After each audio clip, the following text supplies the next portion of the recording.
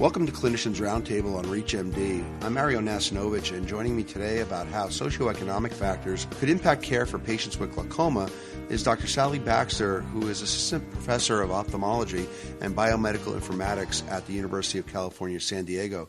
Dr. Baxter, thanks for joining me today. It's great to be here. Thanks so much for having me.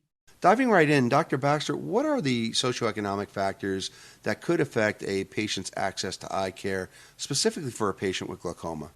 Well, I think not just in glaucoma, but in, health conditions in general, there are a lot of social determinants, including socioeconomic factors that can play a role. And, in our particular study, the ones that came out as being particularly significant for being able to access eye care were primarily income and education. But there's a whole range of other factors that are increasingly being studied in medicine and public health, things like housing security, food security, transportation, and sort of general environmental conditions, in addition to those socioeconomic factors. So a whole array of contextual and social factors that are becoming increasingly studied in addition to patients' biological risk factors. And according to data from the All of Us research program, patients with higher levels of education and income were more likely to see an eye doctor in the past year as opposed to those with lower education and income levels. Why do you think that is?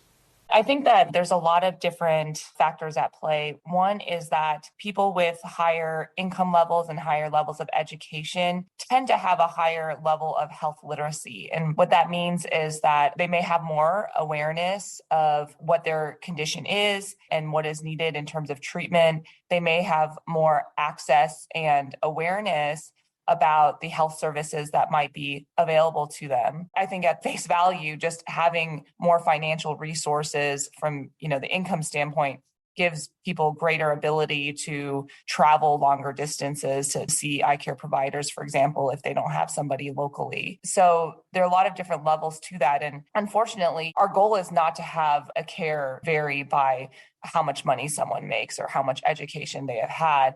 And so I think a lot of the efforts in the field have focused on how do we make healthcare and including eye care more accessible to everybody? How do we create, patient education materials in different languages or at different literacy levels so that it's understandable by all? What kind of outreach can we do to sort of level that playing field?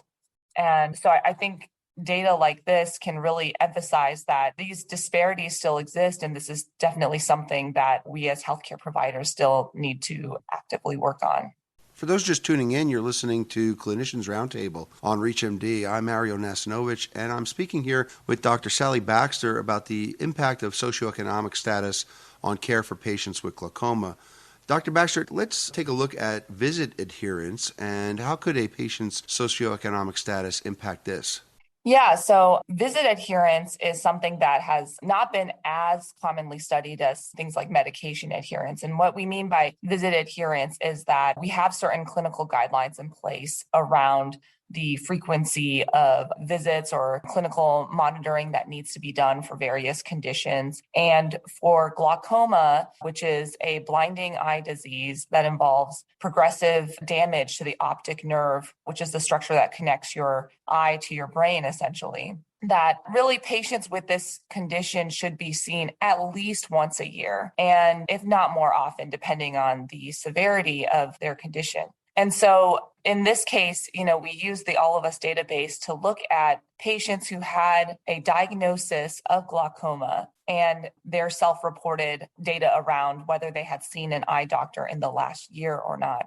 And ideally, all of the patients would have seen an eye doctor, but what we found was that a substantial portion of them actually had not seen an eye doctor in the last year, and that this varied by some of the socioeconomic factors we were talking about earlier. So about 16% of the cohort, at least in this study, had not seen an eye care provider. And so the metric here that we used was whether they had seen an eye doctor in the last year or not. Now, I think in the past, there were some conceptions around adherence that weren't always very positive, right? It was framed as, well, the patient is not sort of keeping up with their healthcare. They're not doing their part to take their medications or go to their visits. And I think that increasingly we are taking a more nuanced view of it, right? I think the awareness around contextual factors of, well, patients are dealing with so many different potential barriers to them getting to see the eye doctor. One is, for a specialty like ophthalmology, there may not be a glaucoma specialist in that particular area that the patient is living in. So they may face hardship to travel a long distance to go see an eye doctor for their glaucoma. Obviously from a lower income level, as we were talking about, if you don't have financial resources and don't have great insurance coverage, and there's high copays and other financial barriers to being able to do that visit, plus time off work, right? There are people who have ability to have sick leave or to be able to take paid time off to go to their doctor appointments. But a lot of people don't have that. And that is an issue as well. And certainly, all these other factors, like if they have a housing issue or if they have a caregiver burden, there's all these other factors that impact whether someone can make it to their appointments or not. So I think instead of pointing our fingers at patients and saying, why aren't you coming to see your eye doctor when we've sort of recommended that? I think really our stance as doctors, as public health practitioners is how do we make it easier for people to go to those appointments and improve their visit adherence? And so I really think there's been a real shift in mindset over the last couple of years, especially around this. No, and I appreciate you making the distinguishing remark between what we typically are aware of in terms of adherence with glaucoma medications, and we know that's a fundamental problem in about 50% of patients, but rarely, like you said, do we think about this is a chronic disease, and these are patients that are going to need to see and access a specialist as their condition potentially progresses. Lots of barriers in terms of patient compliance and all sorts of administration and communication, but rare do we think about visit adherence. So certainly appreciate you illuminating the audience with that. Now, with all this in mind, are there any strategies we can use to combat these challenges and improve care for these patients and for all patients with glaucoma? Any lessons learned we can share with our audience today? Sure. I think that there are a lot of different approaches that have been taken to try to improve access to care, whether that's healthcare in general or eye care specifically, and then even more specifically for patients with glaucoma. I would say one is education and awareness and trying to make sure that we communicate with our patients around the importance of coming to visits. One thing for glaucoma that is particularly challenging is that symptoms often don't present until the disease is very advanced. So the damage to vision often occurs at sort of the edges or the periphery of the visual field, which is, the sort of range of vision that the patients see. And the damage can be very slow and insidious. And so people don't realize that they have a problem. And it's only in the very late stages of disease where they might see a change to their central vision. So I think that has traditionally been a real challenge because for the early stages of the disease, it's symptomless. It's not painful. It doesn't cause any discernible vision changes. And so as patients are weighing the different demands on their lives, they may not necessarily prioritize glaucoma care. And I think that's something that we need to work on from an education standpoint. And then, with my informatics training, I have interest and expertise in the technology side.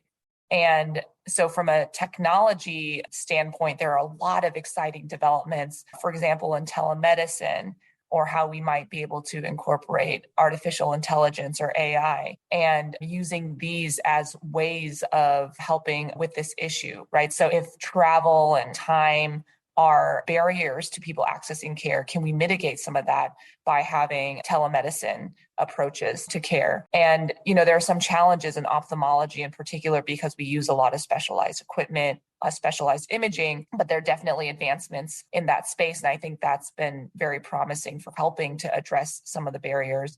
There's also ways that we can do mass outreach on a population scale using automated messaging and bulk orders in the electronic health record system. So, we can order medications or send messages to an entire group of patients all at once without having to do a lot of individual messaging. And then, of course, I don't think you can go anywhere today without hearing something about ChatGPT and the potential use for scaling up health coaching and maybe medication adherence reminders in a way that is perhaps more personal or engaging than prior chatbots. And so I think that's something that people are going to be exploring in the coming years.